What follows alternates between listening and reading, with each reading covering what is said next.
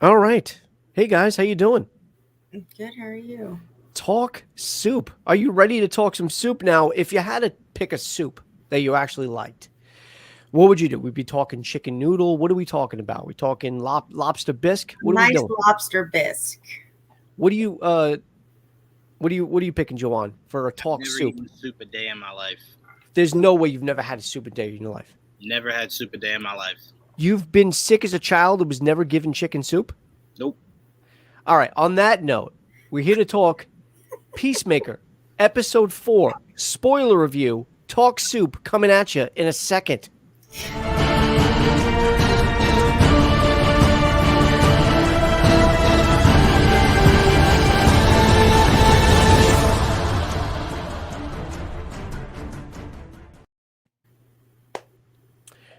All right, so I watched this episode 3 times, and Kitty will be delighted to hear that I let the intro play all 3 times.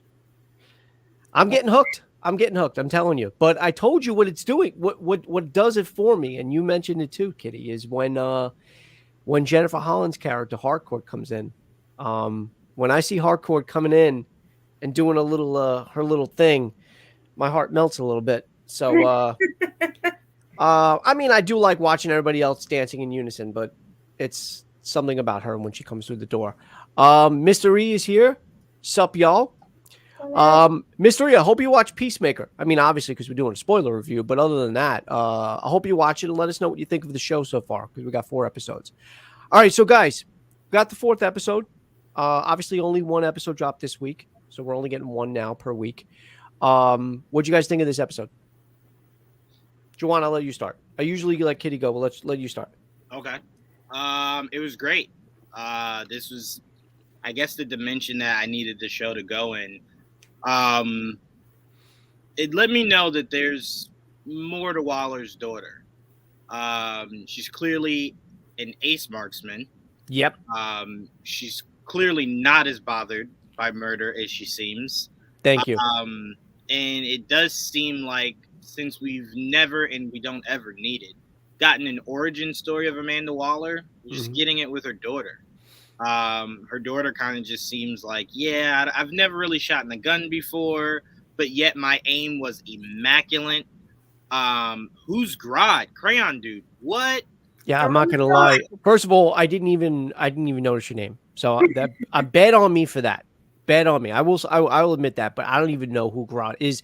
Is What? is It's he Gorilla Robin? God. Was he a Robin? Is that Jason Grodd?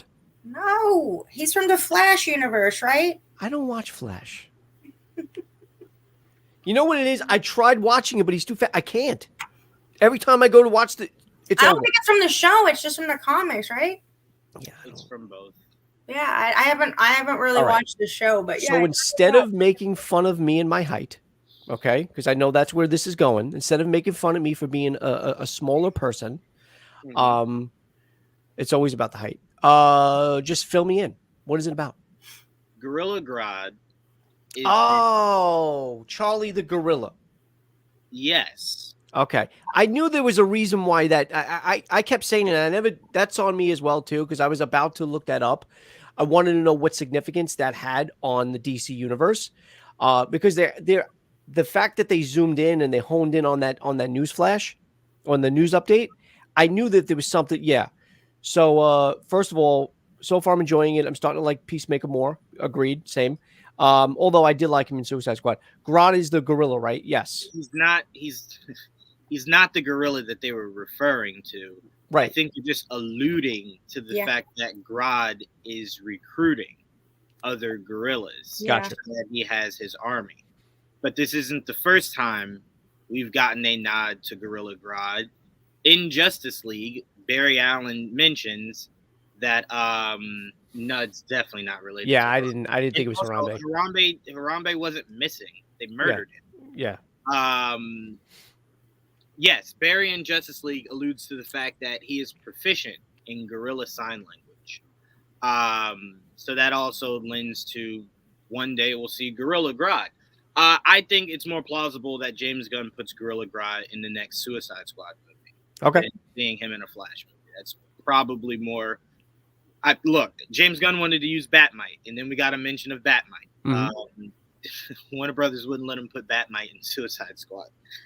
So he had to get fucking Weasel. But anyway, that's not the only mention. We got another mention that was huge for the DCEU. You talk about the Apparently- Mad Ladder? Lad. Matter Eater Lad? Nope.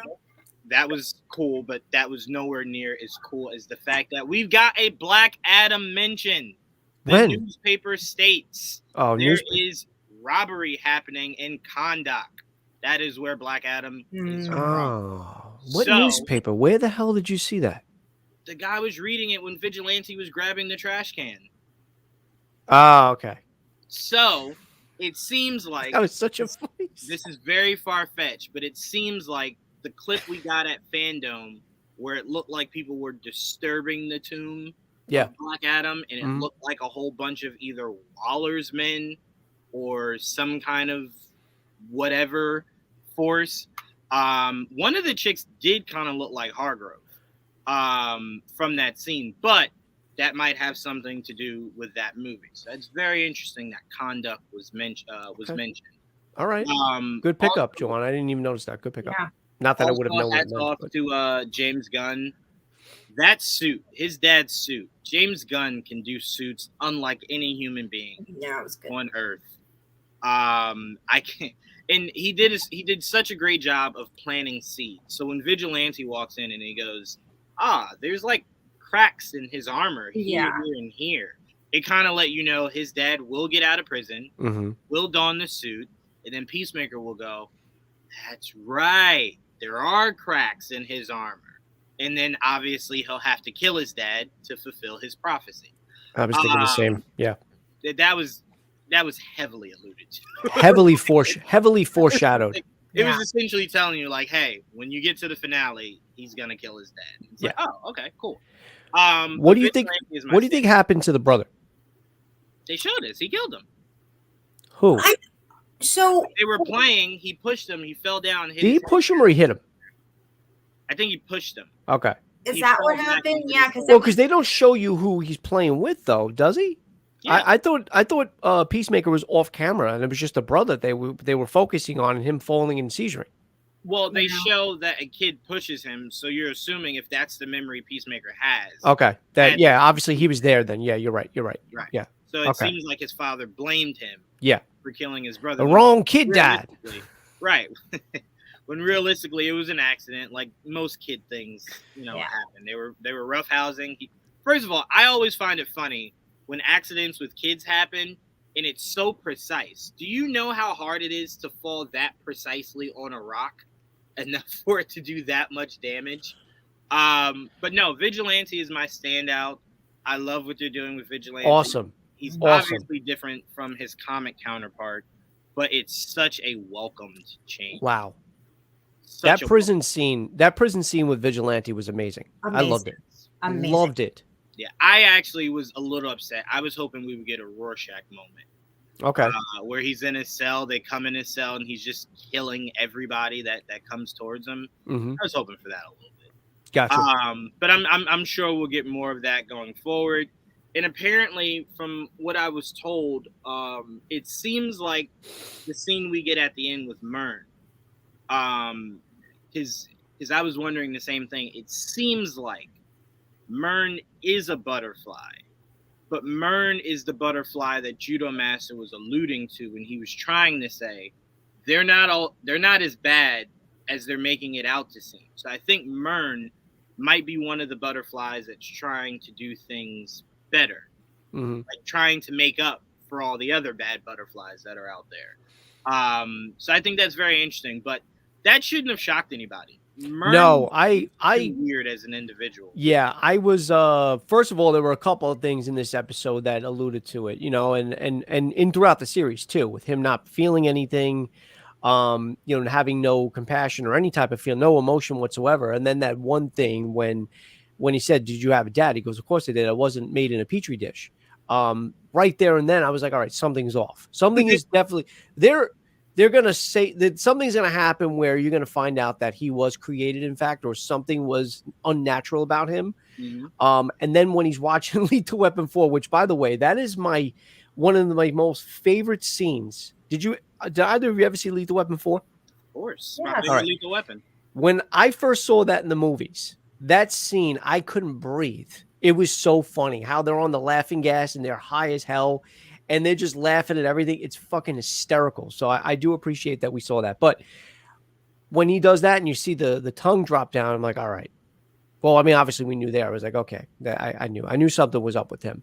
But yeah, it was just weird. And like you said, it's probably that case. So yeah, Judo Master basically says before he gets shot, they're not what they seem, or it's not what you think. And then Not what obviously you we get think. shot.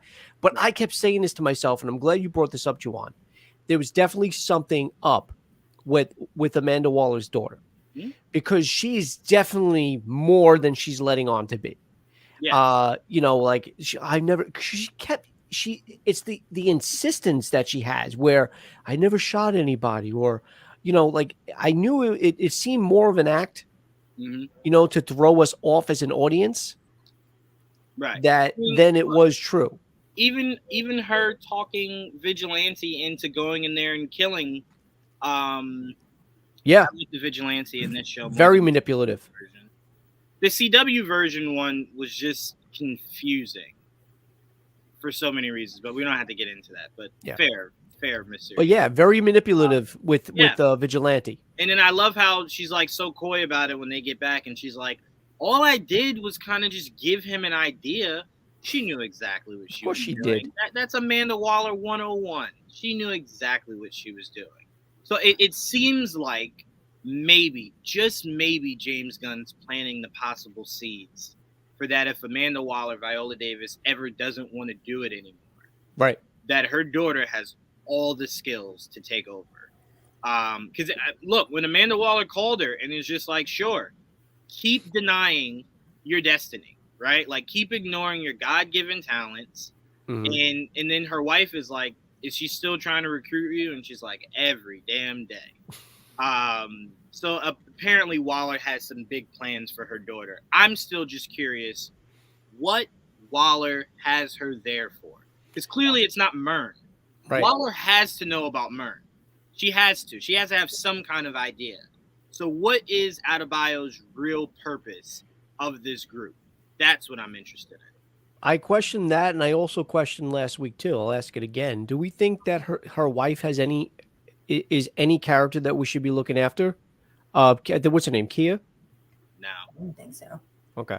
All right. Now, that doesn't mean that her wife isn't like a spy or something, but I doubt her wife is a spy that like is recognizable. That like Okay. she'll say her real name and we'll go, oh, okay. I think it'll be more so just like, damn, Gotcha. my wife betrayed me, and something like that, if that happens.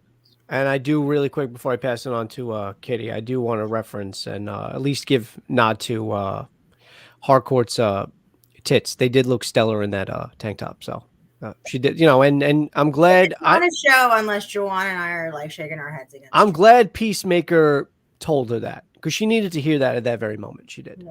Yeah.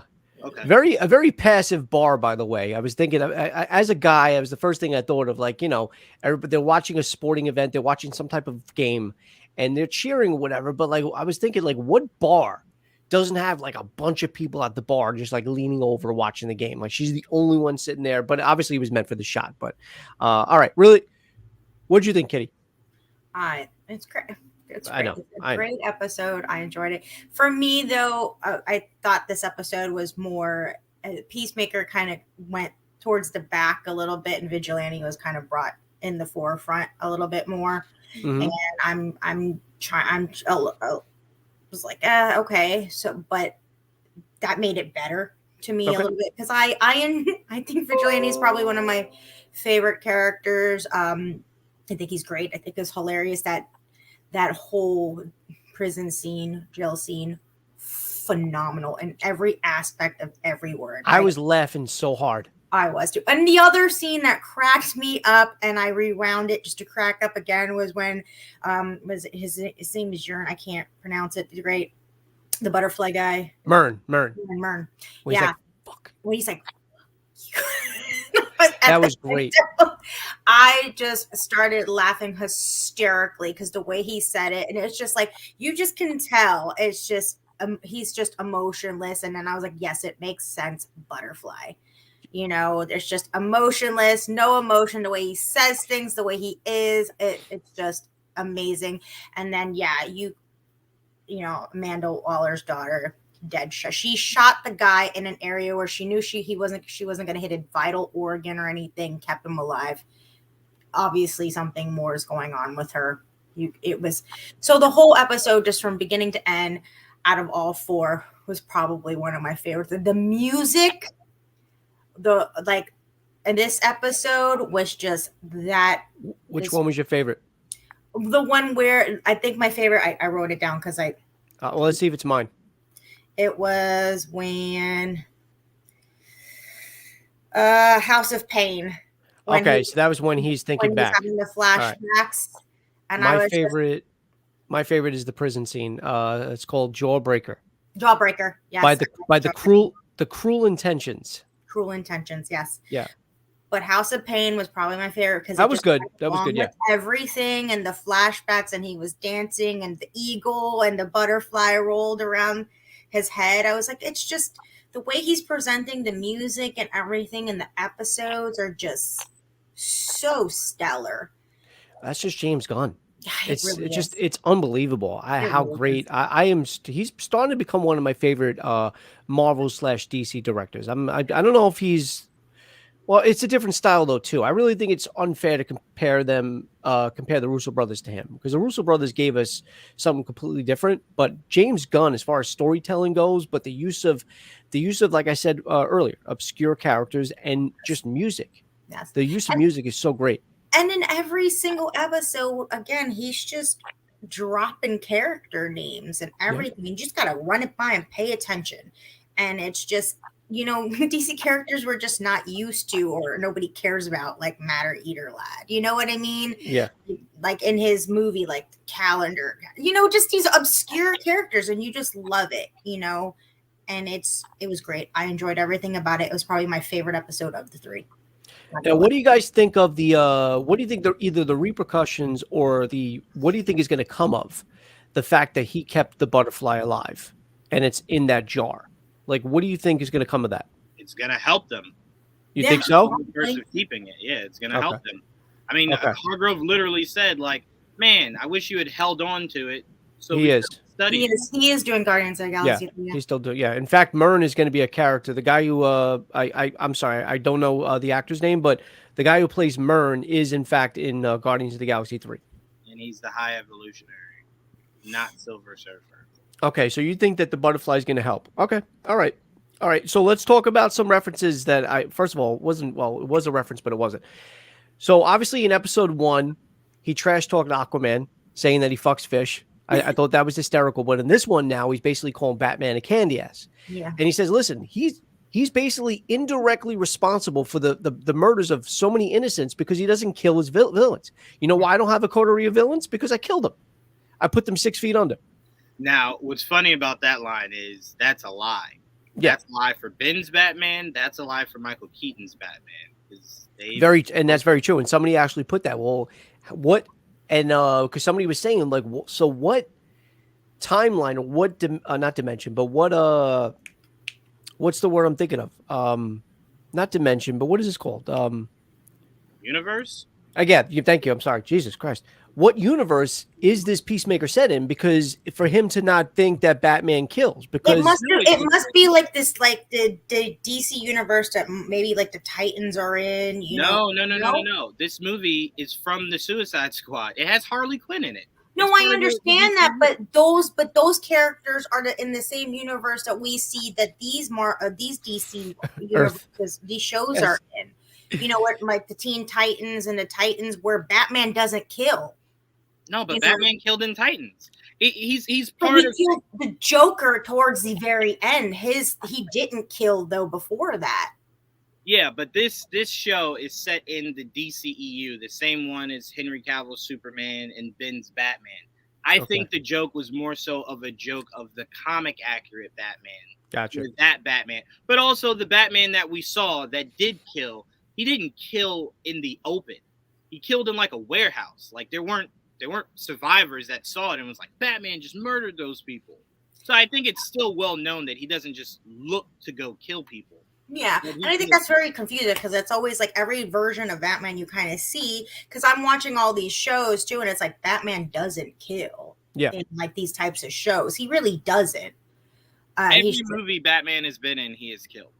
Yeah, but when you're watching these types of shows, Batman's motto is he doesn't kill. Right. You know what I mean? So right. Yeah, he's not the Punisher, but yeah, he's not. Yeah, he's not the Punisher. For some strange reason, these directors love to kill. Don't understand. I did like that little conversation. I liked when he said, "Riddle me this." I thought that was great. Obviously, we said Peacemaker referenced Matarita Lad, which I didn't know. I don't know this, but this was when I did some research. Matarita Lad, obviously, he can eat everything, and they're from he's from a planet called Bismol. Yep. That literally looks like Pepto Bismol. Yeah, it's pink everywhere. Yeah.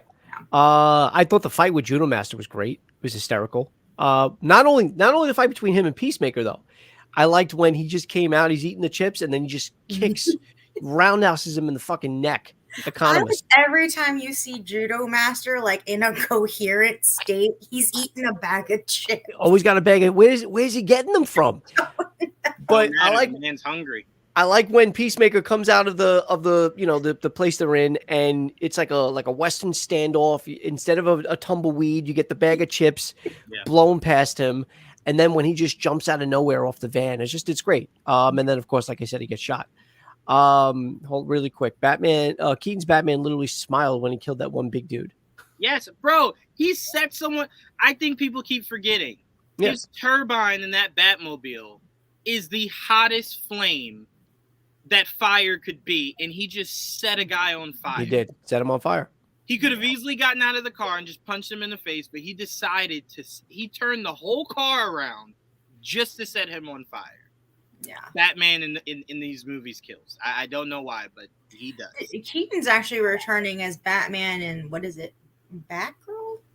Well, Batgirl and Flash. He's going to be the new DCEU Batman. Yeah. And I do agree with Vigilante. You know, without black people, without black music, we wouldn't have got the evolution of rock and roll that we have today, and it would have been literally the sweet sounds of fucking your sister. Dude, like I said, that was fucking amazing.